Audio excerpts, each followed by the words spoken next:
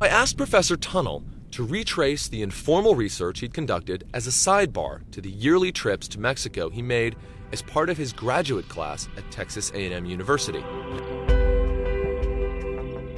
That journey brought us here, to what seems like a tropical paradise off the coast of Veracruz, Mexico. This is in Medio Island, which fared well during the first couple months after the spill until a tropical storm moved in, pushing the oil into the inner reefs and islands. And I guess the good side of the tropical storm was that it elevated the storm surge. And so with the water being up, it came over the reef, but it did wrap around the island.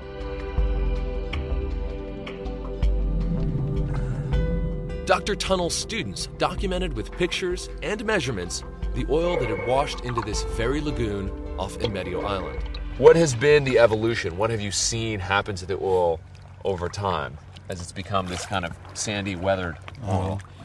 At first it was, of course, that gooey kind of chocolate mousse that we heard about last summer and is typical of spills.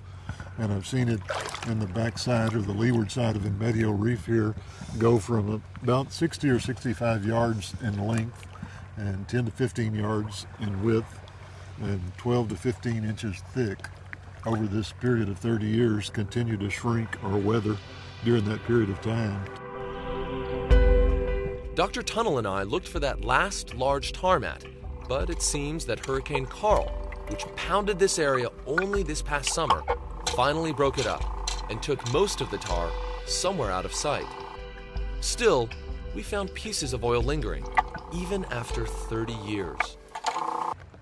This oil has been here longer than I've been alive, and it still has that noxious asphalt smell, the same way that if you're in a car when they're laying down new road in front of you or next to you as you're driving along the highway, you can smell that coming through, and it smells the same way. So there certainly continues to be a level of toxicity to this oil. From the state of Veracruz, we traveled 854 kilometers, or 530 miles, to the state of Campeche to continue our quest to find more tar from Ixtal. So where are we headed? Oh, up the coast towards the mangrove area that's quite famous in this area.